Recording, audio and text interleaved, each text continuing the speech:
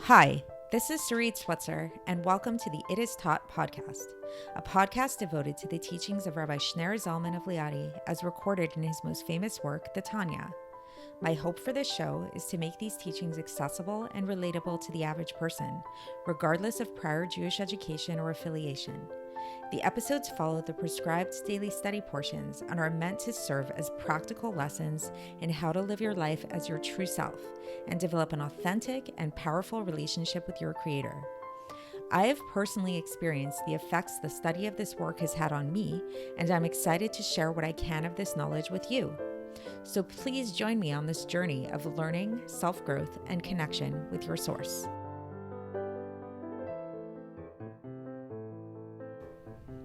Hi, and welcome to the It Is Taught podcast. This is episode 432 for the 6th of Shevat in a regular year. So yesterday's episode, it was all about the uniqueness of God, how God alone has the capacity to create things, yet not be affected by his creation at all, to remain totally unchanged by his creation. And the second aspect of the uniqueness of God in terms of his creation is that when he creates things, these created beings are totally and 100% dependent upon him eternally for their existence. And we contrasted this with humanity, with the way that us mortals create things in both of those aspects. So on the one hand, first of all, when we create things, whether we're talking about a composer composing a piece of music or a carpenter who makes a table or a chair or something like that, first of all, we're affected by what we do. We're affected by our creation. So anytime we create anything, we're going to be affected by it in some way. We spoke about how archaeologists have actually found evidence of this in looking at, bones of old of people who lived a long time ago, and they can actually tell by their bone structure what their professions were, really pointing to the fact that we are very much affected by the actions that we do, by the work that we do, by the creations that we make. And the second way that we're different than God is in the sense that our creations can ultimately have their own existence other than us after we leave them. Because we're not creating them something from nothing, we're creating them something from something. So thus, when Mozart wrote down his pieces on sheets of music, this music can now exist and can be played for generations to come, way after Mozart passed away. So they're not dependent on Mozart the man anymore. So too, if a person makes a table or a chair, the person can move to the other side of the world, but yet that table and chair still exists independently of the person. So this is really, yesterday, we really spoke about this contrast between people and between God in these ways. So as we've mentioned before, it's impossible for us to really understand God fully because God is so different than who we are. God is really unique. There is nothing really like God. Nevertheless, at the same time, perhaps paradoxically speaking, we know that we were created in the image of God, which means that if we want to try to understand God, if we want to on some level connect with God in some way, because how do you connect with anybody is through trying to understand them, then we have to look into ourselves, which means that on some level, we actually do have these elements within ourselves that we can relate to. So that's what today's episode is going to be about. In today's episode, we're going to be looking at the second half of this chapter 20 in Likkutei Amarim, in which we're going to actually explore a way by which that we can actually, on a human level, relate on some level to this aspect of creation, to this way of having created something that, first of all, does not cause us to change, and also to create something that is totally and utterly dependent upon us. And in order to get there, in order to understand this, we're actually going to revolve this conversation around the concept of desire, around what it is that we want and how it is that we get what we want. So it's an interesting thing. We kind of take it for granted, like you want a sandwich, you want a cup of water, you want a new dress, and you go get that dress. So what's actually happening there? What is the process that happens? So the Alter Rebbe is actually going to break down this process today for us. And we're going to see through this process how, through understanding this process, it can actually give us a little bit of an insight into the way that God operates, but on a much grander scale, as we'll see. So before we get into the text, let's just explore this a little bit, just on a simple level. When you think about what it is that you want. I just bought a new handbag today, actually. And why did I buy this handbag? Well, simply put, because I wanted to, because I wanted it, right? And that wanting is an emotional experience. I felt it in my heart. I was like, I want this handbag. And I had a handbag that I really liked and it's kind of falling apart. And I want that feeling of that handbag that I had before. Okay, but why? Why do I want the handbag? It's on the simple level, we say, yes, I want it. It's a feeling of wanting, of desire, but where is that feeling coming from? So the truth is, it's actually coming from intellect. There's some intellectual component behind that desire, right? So in my case, I need a bag that's big enough to help me carry my things around. I want something that is pretty, that's attractive, that's important to me. I'm very aesthetically conscious. So these things, there's a reasoning behind my desire. So there's sort of like this interplay between my mind and between my heart that causes, first of all, the desire to become manifest, and then to actually bring the desire into fruition. And then there's the buying of the handbag itself. So there's many different components here, and they're all happening within me. And so this is where it gets really interesting, is that the internal aspect of what's going on and how different aspects of ourselves are at play when we want things, and they're all happening on an internal level, and different parts of ourselves are subservient to other parts of ourselves. So this might sound really confusing, and I'm realizing as I'm saying it that it kind of might sound a bit confusing. So I think to best explain what it is that I'm talking about, I think now is a good time to delve right into the text, and we'll explore this a little bit more as we go, and think about, to help, what can be helpful, I find, in understanding these kind of things is your own personal examples of what is it that you want. What's a purchase that you made recently that came from a place of desire, that you wanted it, and why is it that you wanted it? But so now let's get into the text and see how the Alter Rebbe breaks all of this down. And for context, again, we are going to be learning the second half of chapter 20 of Likkutei Amarim.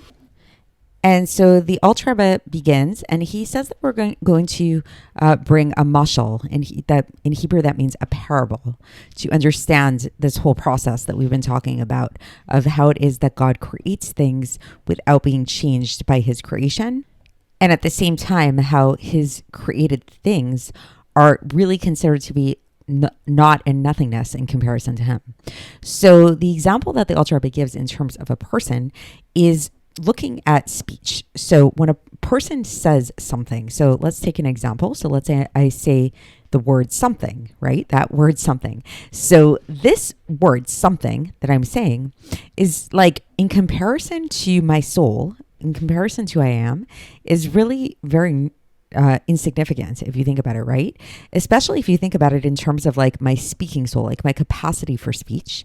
So, and again, if you look at it in terms of soul garments, remember we talked about the garments of the soul, there's thought, speech, and action. So speech is considered to be the middle garment.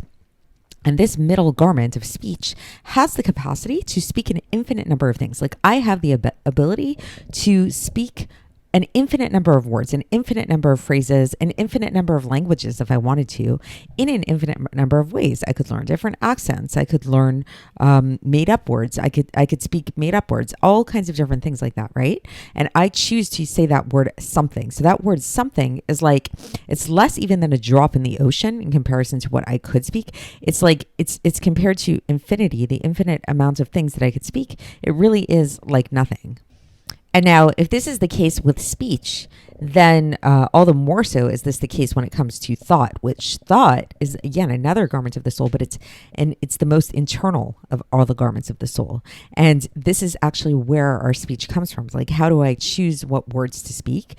I think about them, right? Like before I say the word something, there's a part in my brain that triggers that word, and that's how it manifests into speech. So speech always originates in thought. And so it's sort of like in this chain of events situation. So it's like, so we have the speech, preceding that we have the thought, I'm preceding the thought. What comes before the thought? Where does the thought originate from? It originates in the soul. It originates in a person's soul, which is made up, as we explained, of 10 aspects that we've spoken about before. The 10 spheres, right? Chochma, Bina, Das, Chesed, Gvura, Tiferet, Netzach, Hod, Yesod, and Malchus.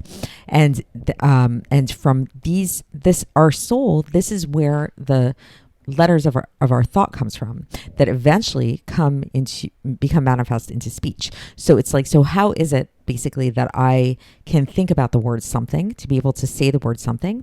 It's because my soul has the capacity to bring about these letters into my thought, which eventually translates into speech. And now the Alter Rebbe gets pretty technical here, where he basically explains how in thought, we don't usually think about thought as constituting letters, but it really does. It's like when we think in phrases, we think in words, but it's just a little bit more refined and a little bit more like sublime than physical speech, physical letters are.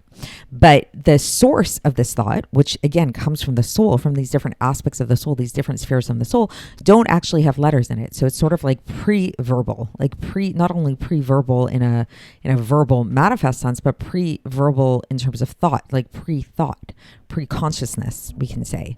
So as an example, says the Alter Rebbe, when a certain love and desire falls upon a person. So it's interesting when we say like somebody falls in love, right? So this is the phraseology that the Alter Rebbe uses here, that if somebody falls into some kind of love or desire, then in that moment, when the person, experiences this love, this desire towards something, I want to buy a car, I want to buy a new handbag, whatever it is, then there's no letters. It's not like it's not articulate. We're not like articulating these things. It's just a feeling. It's a feeling. It's like a very simple desire that we have, that we want this thing. We just want it, right? It's very simple. And now the Alter Rebbe takes us back even further than this. Where does this desire originate from? Where does this want for the thing come from? This comes from the mind, actually. Interestingly enough, it comes from the power of our chokhmah and our knowledge of the thing. Like, why do we want certain things? Why do I want that particular handbag? Because there's something that I'm connected to with that handbag, like that I associate it with something. I understand what it is. I know what a handbag is. I know that a handbag holds things. I know what is stylish, different things like that. If you want a car, it's because there's a part of you that understands what a car is. Like it's pre-verbal, but there is a sense of knowledge about carness or handbagness, right? And so this knowledge of the thing is what causes us to desire it. So also like in terms of food, the Alter Rebbe gives an example of food. Like you see chocolate, why I really like chocolate. If I see chocolate, why do I want that chocolate? Because I know what chocolate is. I know what chocolate tastes like. If I had never had chocolate before, I wouldn't want the chocolate, but I only want the chocolate because I recognize it. I associate it with good and pleasant feelings. And so there's sort of like this, again, it's getting very technical. It's like this chain reaction of what happens is that first, let's use the example of chocolate. I see the chocolate. I'm like, oh, chocolate. I recognize it. I know what it is. And then I have this feeling of I want the chocolate. So the sense originates in my mind where there's an intellectual recognition of the chocolate. Then it falls into my heart. And then the interesting thing is it goes back up to my brain, where now I start to scheme. I start to think about, how can I get this chocolate? Is it my chocolate? Is it a chocolate I have to buy in the store? Is it my friend's chocolate that I need to ask if I can have some? Or is it my chocolate? How am I going to go about getting this chocolate? So then it becomes a thought out process that actually does have letters in it in the mind. And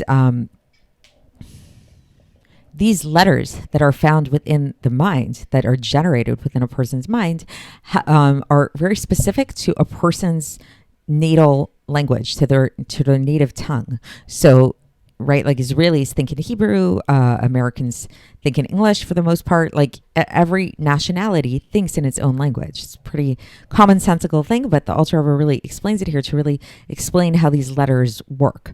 So that's the end of the section for today. So it's pretty interesting. And again, it's, it's a very personal kind of section today. It's like the Alter Rebbe is giving us this example of the state of humanity, of our lives, how this process happens when we want something. So, and the reason why he's going through this whole thing with us is to give us a little bit of a sense of God and a little bit of a sense of how it is that God operates and how it is that in God creating worlds, first thing to know is he doesn't change through this creation of the world. He remains constant and the same.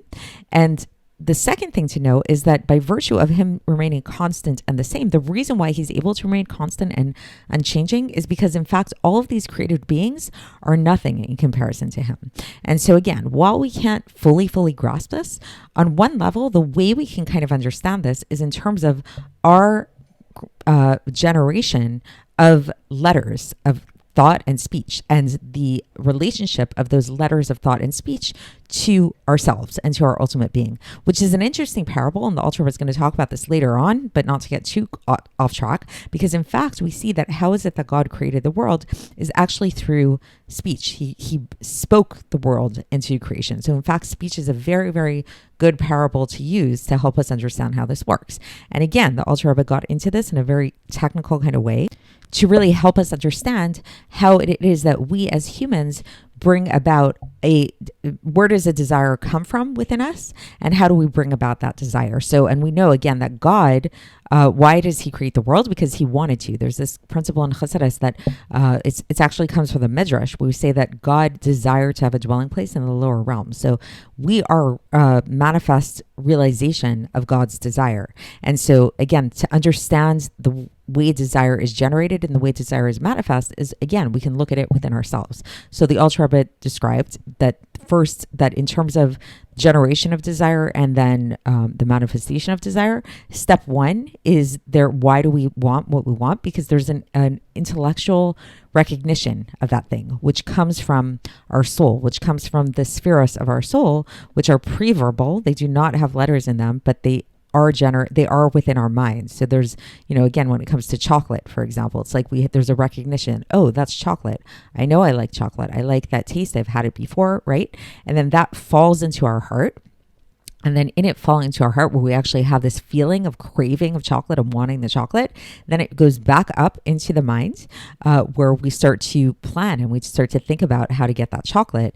And that is manifest in letters in the mind and letters of thought. And those letters of thought will then eventually be translated into letters of speech, which will cause us to actually get the chocolate. So that we'll say like, oh, hey, if it's our friend's chocolate, can I have a piece of your chocolate? If it's chocolate we see in the store, we say, how much does this chocolate cost? And we buy that chocolate.